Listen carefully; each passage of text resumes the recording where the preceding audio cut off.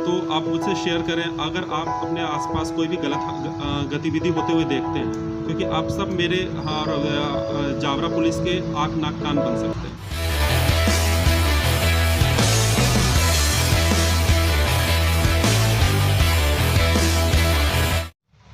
देश की सबसे बड़ी पुलिस अधिकारी की सेवा भारतीय पुलिस सेवा, और उसी के अधिकारी आईपीएस अभिषेक आनंद सर जावरा रतलाम के नए सीएसपी बनकर आए हैं। आइए हम उनसे संवाद करते हैं। सर, आपको नमस्कार है। सबसे पहले सर, देश की सबसे बड़ी पुलिस सेवा होती है आईपीएस, तो उसके बारे में बात करने से पहले सबसे पहले मैं आपका जो प्रारंभिक जीवन रहा, जो आपकी स्टार्टिंग रही, जो आपका बेसिक एजुकेशन रहा और आप कहाँ के हैं, उसके बारे में आपका संक्षिप्त परिचय हमको बताइए सर। जी, मैं मूलतः नालंदा बिहार का रहने वाला हूँ और मेरे फादर जो है जुडिशियल सर्विस में थे। तो मेरी एजुकेशन 10th तक तो बिहार में हुई है। उसके बाद फिर मैंने इंजीनियरिंग की है कलिंगा यूनिवर्सिटी भुवनेश्वर से, इलेक्ट्रॉनिक्स एंड कम्युनिकेशन इंजीनियरिंग की है। और उसके बाद फिर आगे का प्रिपरेशन मैंने दिल्ली में रखकर किया है। यानी आपका जो बेसिक सारा 12th तक का बिहार में ही हुआ सर? जी, 10th तक बिहार में रहा, 11th-12 में DPS बोकारो में मैंने पढ़ी। जी जी सर। तो आपका 12th तक क्या सब्जेक्ट रहा था, मतलब किस सब्जेक्ट से आपने पढ़ाई की? 12th तक मुझे मतलब 12 में मेरी PCM फिजिक्स केमिस्ट्री मैथमेटिक्स था और उसी के बाद मैंने इंजीनियरिंग की। यानी आप साइंस के स्टूडेंट रहे हैं स्टार्टिंग में? साइंस का स्टूडेंट। तो सर, ग्रेजुएशन के बाद में आपने कोई जॉब वगैरह किया या आपको आईपीएस बनने का सपना कैसे आपने तय किया था? ग्रेजुएशन के बाद मैंने 2 साल EPFO में असिस्टेंट PF कमिश्नर के रूप में पदस्थ था, सहायक भविष्य निधि आयोग के रूप में अहमदाबाद में। IPS बनने का सपना मेरे पापा इसके लिए प्रेरणा स्रोत थे। अच्छा। मतलब बचपन से मैं पापा को देखा करता था इस एडमिनिस्ट्रेटिव कैपेसिटी में। जी। तो उसके बाद मेरा भी धीरे धीरे रुझान हुआ एडमिनिस्ट्रेटिव सर्विसेज की तरफ, और बाद में लेकिन उसको मूर्त रूप मैंने इंजीनियरिंग के बाद मतलब मिला है, जब मैंने प्रिपरेशन करने का फाइनली डिसाइड किया। उसके पहले तक इंजीनियरिंग करके अपना मतलब मैं इंजीनियरिंग करना चाहता था। उसके बाद फिर मैंने डिसाइड किया कि अब जो है एडमिनिस्ट्रेटिव सर्विसेज के प्रिपरेशन शुरू किया जाए। तो सर, आपने कहाँ मतलब जॉब में रहते हुए आपने तैयारी की, या आप कैसे इसको आईपीएस की तैयारी कैसे की और कहाँ पे की सर आप? मैंने दिल्ली में रहकर प्रिपरेशन किया है। शुरुआत में मैंने प्रिपरेशन फुल टाइम प्रिपरेशन किया था। मेरे कुछ सर्विसेज में हुआ भी था, मेरे इंजीनियरिंग के बाद प्लेसमेंट हुई थी और कुछ और सर्विसेज में मेरा सिलेक्शन हुआ था। तो उसमें एक होता है जब आप जस्ट ग्रेजुएशन करते हो और इतने सारे जॉब ऑफर्स आते हैं तो आपको मन करता है कोई जॉब ज्वाइन कर लो, स्टार्टिंग में कर लो।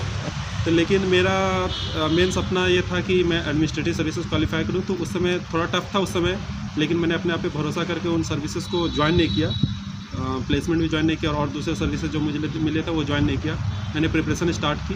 प्रिपरेशन करने के बाद बीच में ही कुछ साल बाद, प्रिपरेशन करके कुछ साल बाद 3 से 4 साल बाद मेरा असिस्टेंट PF कमिश्नर में सिलेक्शन हुआ। वो भी UPSC का स्पेशल एग्ज़ाम होता है। तब उस समय मुझे लगा कि ये भी एक अच्छी सर्विस हो सकती है और इसके बेसिस पे मैं अपना प्रिपरेशन को और कंटिन्यू रख सकता हूँ। तो वो मेरे लिए असिस्टेंट PF कमिश्नर का जो जॉब है मेरे लिए वो भी काफ़ी महत्वपूर्ण रहा उस समय, क्योंकि कभी कभी होता है कि आपकी जब आप सर्विसेज के दौरान आवश्यकता होती है और आपको भी फील होता है कि अब चूँकि आपको मुझे लगने लगा था, मैंने जब भी UPSC का एग्ज़ाम दिया था तो एक बार को छोड़ के मेरा 5वां प्रयास में हुआ था। हर बार मेरा 4 बार इंटरव्यू दिया था, हर बार इंटरव्यू में मेरा हो रहा था, तो मुझे लग रहा था काफ़ी क्लोज हूँ। तो वो EPFO का जॉब सर्विस जो है मेरे लिए काफ़ी उस समय बहुत सही टाइम पे आया और बहुत उसने भी मुझे काफ़ी बल दिया आगे के प्रिपरेशन कंटिन्यू कर। उसके बाद मैंने जॉब ज्वाइन करने के बाद EPFO ज्वाइन करने के बाद मैंने अपने प्रिपरेशन कंटिन्यू रखी फाइनली। तो सर, आपने लगभग 5वीं बार में ये सफलता पाई, तो कितना धैर्य रखना पड़ता होगा इस परीक्षा को पास करने के लिए, या इसका मूल सूत्र क्या है IAS IPS की एग्ज़ाम पास करने का? देखिए, धैर्य तो सही में बहुत ज़्यादा ज़रूरत पड़ती है और मेरे केस में तो मुझे बहुत ज़्यादा धैर्य रखने की ज़रूरत पड़ी थी। अगर रफली हम इस एग्ज़ाम को समझे तो शुरुआत में 6 से 7 लाख लोग, आज के टाइम में 10 लाख लोग फॉर्म भरते हैं इसका, और उसके बाद फिर मेंस एग्ज़ाम होती है जिसमें करीब 15,000 लोग होते हैं। तो उसमें से 15,000 लोग, और उसके बाद जब आप फाइनल इंटरव्यू देखें तो 2,500 से 3,000 लोग होते हैं। तो हर बार में मतलब आप ऐसा होता था कि हर बार आप देश के 2-2,500 लोगों में सेलेक्ट होते हो। 2,500 लोगों में सेलेक्ट होते हैं और फाइनली आपकी सिलेक्शन अगर मेरिट लिस्ट में नहीं आती तो काफ़ी दुख होता है। तो इस मामले में मुझे मतलब अपने घर वालों का काफ़ी सपोर्ट मिला, अपने क्लोज दोस्तों का काफ़ी सपोर्ट मिला और खुद पे काफ़ी भरोसा था। खास करके दिल्ली में मेरे साथ जो मेरे फ्रेंड्स प्रिपरेशन करे तो उनका बहुत ज़्यादा सपोर्ट मिला। तो इसी कारण मैं अपने सफ़र को कंटिन्यू रखता है। अच्छा सर, बिहार का में अभी जो आईएएस के टॉपर बने अभी 2020 के, कल ही उसका जो है रिज़ल्ट आया है। तो बिहार की मिट्टी में ऐसा क्या है कि वो आईएएस आईपीएस देती है और सबसे ज़्यादा देश में जो है बिहार से ही अधिकारी निकलते हैं? मैं बाकी जगह का तो बहुत ज़्यादा अनुभव नहीं रखता हूँ, लेकिन बिहार के बारे में ये बोल सकता हूँ कि हम लोग मेहनत करने से कभी पीछे नहीं हटते हैं और शायद वही मेहनत का नतीजा और धैर्य भी नहीं खोते हैं और शायद वही धैर्य और मेहनत करने का नतीजा है कि यानी हार नहीं मानते आप, लगे रहते हैं। जी बोल सकते हैं। तो मतलब ये बिहार का जादू पूरे देश में दूसरों के लिए भी एक प्रेरणा है अगर देखा जाए तो, क्योंकि अभी भी जो आईएएस के जो टॉपर बने हैं वो भी बिहार से हैं। अच्छा सर, आपने यूपीएससी का इतना सारा परिश्रम किया, तो आपने आईपीएस बनने का सोचा था या आईएएस बनने का सपना था? यूपीएससी में जब हम फॉर्म भरते हैं तो उस समय मेंस के टाइम में हमसे चॉइस ली जाती थी सर्विसेज की, तो उसमें मेरा फर्स्ट प्रेफरेंस आईएएस था, सेकंड प्रेफरेंस आईपीएस था। तो सर आईपीएस में जैसे आपका सिलेक्शन हो गया तो आपने केडर भी मांगे होंगे, तो आपने मध्य प्रदेश ही मांगा था या आपका केडर चॉइस क्या था? जी हाँ, मुझे मध्य प्रदेश काफ़ी, मैं मध्य प्रदेश पहले भी 1-2 बार प्रिपरेशन के टाइम पे आया था मैं यहाँ पर। तो मैंने पहला चॉइस बिहार दिया था और सेकंड चॉइस ही मध्य प्रदेश था और मुझे जब मध्य प्रदेश कैडर आवंटित हुआ तो मैं बहुत खुश था इसके लिए। तो क्या कारण सर, मध्य प्रदेश का कोई विशेष कारण, आपका विशेष रुचि कोई मध्य प्रदेश में?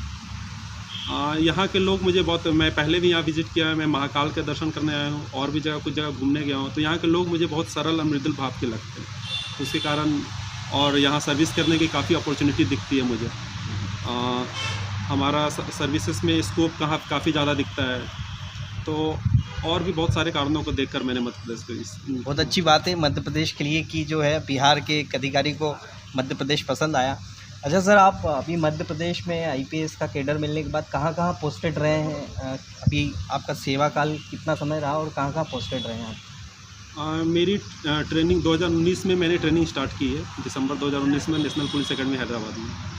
तो हमारी फ़ेज़ 1 होता है ट्रेनिंग की, उसके बाद हमारा 6 महीने का बेसिक डिस्ट्रिक्ट ट्रेनिंग होती है। तो डिस्ट्रिक्ट ट्रेनिंग में मैं भोपाल में पदस्थ था और उसमें 6 महीने की अवधि में 3 महीने हमारा थाना प्रभारी का पद होता है। तो 3 महीने में भोपाल में रातीगढ़ में पदस्थ था और वहाँ थाना प्रभारी के रूप में अपनी सेवा दी और उसके बाद फिर फुल पोस्टिंग, फर्स्ट पोस्टिंग मेरी जावरा में सीएसपी के रूप में।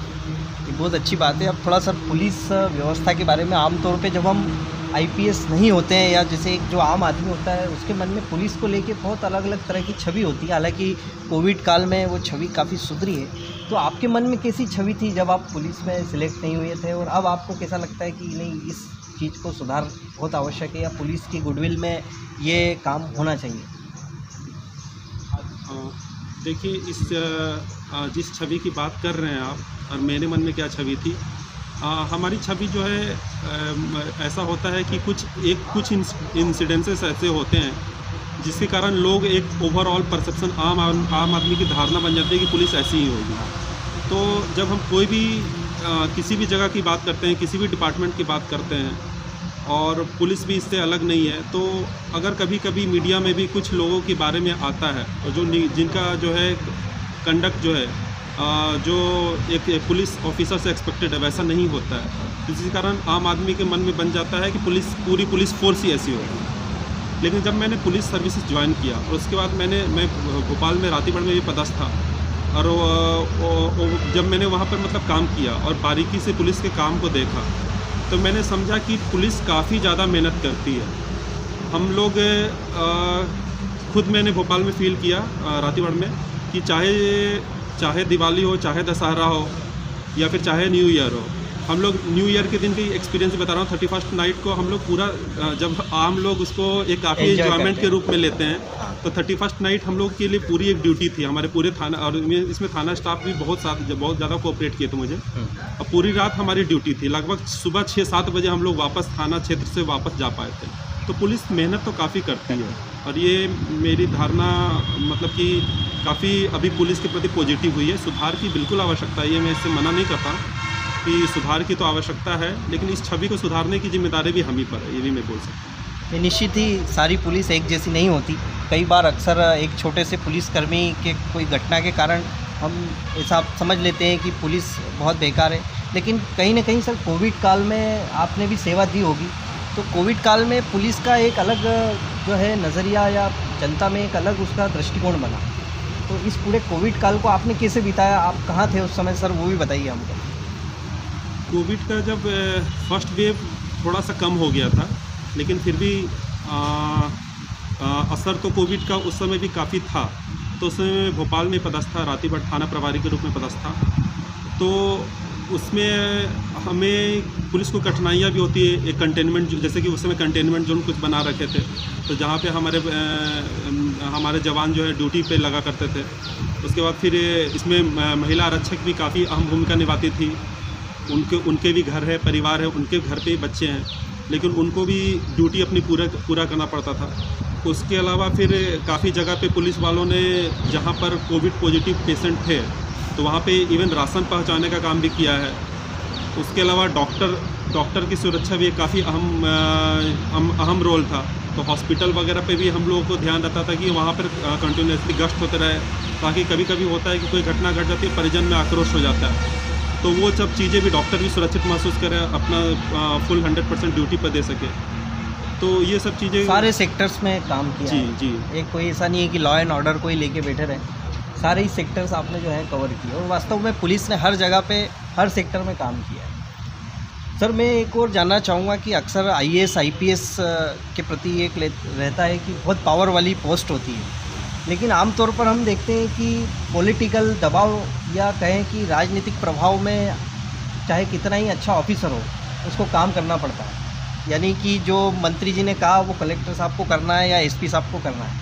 तो इस तरह की जो दबाव है या उसको लेकर आपका क्या सोच रहता है कि वास्तव में एक IAS IPS क्या अपने अधिकारों का या अपने उनके पास जो पावर है उसका क्या वास्तव में सही उपयोग कर पाता है?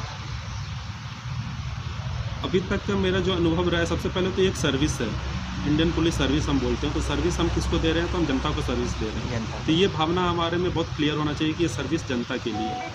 दूसरी जो है कानून व्यवस्था है, उसमें कानून में CRPC है, IPC है, तो और बाकी स्पेशल लॉज है। तो कानून बहुत क्लियर है कि हमें क्या करना है, क्या नहीं करना है। तो मेरे विचार से अगर हम बोले कि जिस राजनीतिक दबाव की आप बात कर रहे हैं, तो वो उतना ही आएगा जितना हम अपने ऊपर लेंगे।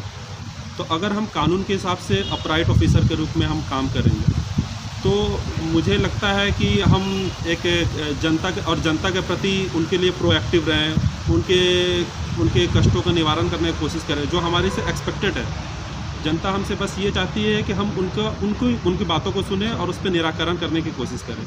तो अगर मैं इन सब चीज़ों को जोड़ करके देखूं, तो मुझे लगता है कि राजनीतिक दबाव मेरे हिसाब से मेरे जितना अनुभव रहा है उस हिसाब से मुझे बहुत ज़्यादा फील नहीं होता है। निश्चित ही कहीं ना कहीं जो सत्य है, कानून के अनुसार जो सही होता है, अंततः हर अधिकारी को उसी पर निर्णय लेना होता है। तो बहुत अच्छी बातें सर आप बता रहे हैं। और अब मैं थोड़ा सा जावरा के बारे में भी जानना चाहूँगा। आपको आए लगभग 1 सप्ताह हो चुका है और जावरा आपने काफ़ी विज़िट कर लिया होगा, तो इस पूरे एरिया के बारे में आप क्या कहना चाहेंगे? काफ़ी सेंसिटिव एरिया है और काफ़ी प्रॉब्लम्स है यहाँ पे, चाहे यातायात की हो या लॉ एंड ऑर्डर की हो, क्राइम की हो, अलग अलग तरह की अनेक समस्याएं आपको। तो कुछ ऐसी चीज़ें बताइए कि जिससे लोगों को भी पता चले कि जावरा में इस चीज़ को सुधार करना है या जनता को इस तरह को। जावरा के बारे में आप क्या कहना चाहेंगे? होता है पहले तो मेरा जावरा का पब्लिक एक्सपीरियंस जब मैं आया था, तो उसके कुछ दिन के अंदर 2-3 दिन के अंदर ढोलिक 11 था। तो मैंने वो बहुत ही पीसफुल लोगों की झांकी देखी, भगवान की जो झांकी थी, और उसमें मैंने देखा कि लोग बहुत कोऑपरेटिव थे। 11 बजे का टाइम दिया गया था हमारे द्वारा, हम प्रशासन के द्वारा झांकी को समाप्त करने की, और मैंने देखा कि बिल्कुल 11 बजे तक लोगों ने मतलब बिल्कुल टाइमली होकर उस झांकी को समाप्त किया था। तो इसके लिए तो मुझे ये फील हुआ कि लोग समझते हैं, लोग कोऑपरेटिव है यहाँ के। अब रही बात कुछ समस्याएं की, तो आपने एक यातायात की बात की। तो यातायात की समस्या मैंने खुद अभी कुछ 3 दिन पहले मैंने यातायात थाना प्रभारी के साथ जाकर देखा है, चौकी प्रभारी के साथ जाके देखा, यातायात व्यवस्था समझ के देखी है। इसके बारे में एक रूपरेखा तैयार कर रहे हैं हम लोग कि कैसे लोगों को कम से कम परेशानी हो। कुछ पहले भी प्रयास किए गए हैं, उन प्रयासों से भी सीख ली जा रही है कि कैसे उन प्रयासों को भी हम सम्मिलित कर सकते हैं। इसमें एसडीएम साहब की बहुत महत्वपूर्ण भूमिका रहेगी, तो उनके साथ चूँकि प्रशासन और पुलिस साथ में मिलकर काम करेगी, तो एसडीएम साहब का भी सहयोग लिया जा रहा है। और भी अगर क्राइम रिलेटेड चीज़ों की बात करें तो जैसे यहाँ पर एक समस्या रही है, नारकोटिक्स रिलेटेड समस्या रही है। एनडीपीएस के काफ़ी अवैध तस्करी के और काफ़ी इस तरह के मामले जी, तो उसको वो एक पुरानी समस्या यहाँ उसको भी हर एंगल से देखा जा रहा है। यहाँ हाईवे लगता है तो हाईवे पे एक्सीडेंट के केसेस भी देखने में आते हैं, तो उनको लिए देखा जा रहा है कि क्या हम कर सकते हैं ताकि, क्योंकि मेरे हिसाब से प्रिवेंटिव पुलिसिंग भी बहुत इंपॉर्टेंट मायने रखती है। हम लोग बाद में लॉ एंड ऑर्डर और क्राइम डिटेक्शन से हम अगर प्रयास करें कि कुछ केसेस में जहाँ पे भी हम सहयोग करके क्राइम कम कर सकें या फिर कोई एक्सीडेंट कम कर सके, तो वो भी हमारे लिए बहुत महत्वपूर्ण रहेगा। तो उसमें भी देखा जा रहा है कि हाईवे में किस तरह से एक्सीडेंट कम किया जा सके। नहीं, बहुत अच्छा है सर। और मैं ये भी जानना चाहूँगा कि जो सीएसपी की जो पोस्ट होती है, तो आमतौर पे थाना प्रभारी सीधे जनता से कनेक्ट रहता है, तो जो सीएसपी की पोस्ट है या जो सीएसपी होता है, जनता क्या उससे भी सीधे संवाद कर सकती है या कोई भी शिकायत लेके आपके पास आ सकती है? जी हाँ, बिल्कुल मेरे पास आ सकती है। बल्कि मैं आपके चैनल के माध्यम से मैं सभी लोगों को अपना जो नंबर है वो देना चाहूँगा, जिसके कारण मैंने जनता से गुहार भी की है कि कोई भी प्रॉब्लम हो तो सीधे मेरे तक कांटेक्ट करें। तो मेरा नंबर है 75876, रिपीट करता हूँ मैं, 75876219695। तो मैं जनता से ये गुहार भी करूँगा और ये अपेक्षा भी करूँगा कि जावरा जितना मेरा है उससे कई गुना ज़्यादा आपका है। तो जावरा को एक अपराध मुक्त और जो विभिन्न समस्याएं आपको फेस करते हैं, अगर पुलिस रिलेटेड समस्या है या फिर आपको लगता है कहीं नहीं आपकी शिकायत पे पुलिस ने कोई कार्रवाई नहीं की, तो आप बिल्कुल बेझिझक होकर इस फ़ोन पे मुझे कभी भी 24 घंटा में किसी भी टाइम फ़ोन कीजिए, पक्का आपको रिस्पांस मिलेगा। मैं अपने तरफ से आपको ये एश्योरेंस देता हूँ। नहीं, बहुत अच्छी बात है। तो सीधे हर आदमी के पास सर का नंबर आ चुका है, आप कोई भी बात हो आप सीधे सर को बता सकते हैं। अच्छा सर, जो युवा हैं जो आईपीएस बनना चाहते हैं, उनके लिए आपका क्या संदेश है? उनके लिए संदेश यही है कि ये एग्ज़ाम जो है सभी तरह के टेस्ट लेता है। आप पढ़ाई लिखाई एक इम्पॉर्टेंट मायने रखता है इसमें, लेकिन आपका मेंटल टफनेस भी काफ़ी ज़्यादा इम्पॉर्टेंट मायने रखता है इसमें, क्योंकि कई बार होता है प्रिपरेशन में कुछ चीज़ें होती है 1 साल 2 साल 3 साल कभी 4 साल, मतलब कि लंबा समय लग सकता है। तो आपको अपने आप पे पेशेंस और कॉन्फिडेंस बहुत ज़्यादा चाहिए।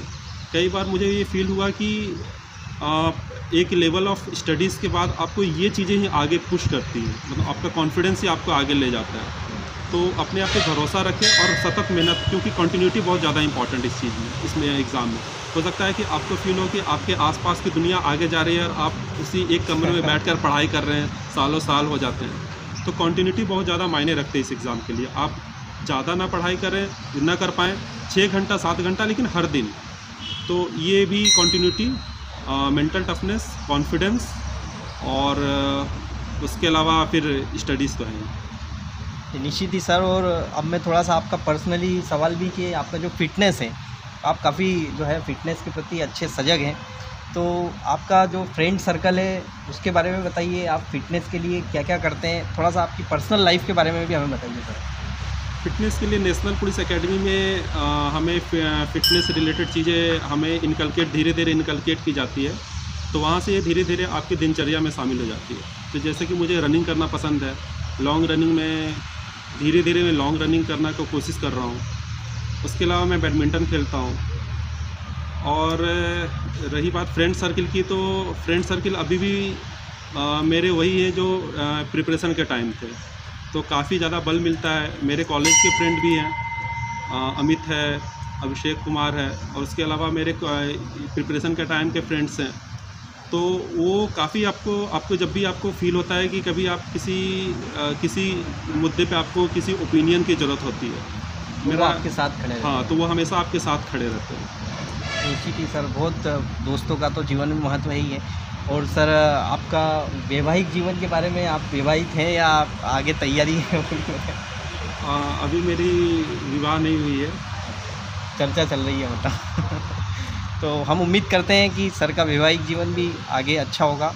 और कोई ऐसी बात सर आपके मन में कि ये बात सबके सामने आना चाहिए, या ऐसी संदेश जो आपको देना चाहें तो वो भी हमको बताइए सर। मैं जावरा के लोगों से अपील करूंगा कि मुझ पे बिल्कुल भरोसा करें, और किसी भी तरह की छोटी बड़ी समस्या है, यहाँ के बच्चों से, यहाँ की महिलाओं से, यहाँ की बहनों से, उनसे ये विनम्र निवेदन करूंगा कि आप प्लीज़, अगर आपके साथ कोई भी छोटी बड़ी कोई भी घटना होती है तो उसको नज़रअंदाज ना करें, आप मुझसे बताएं।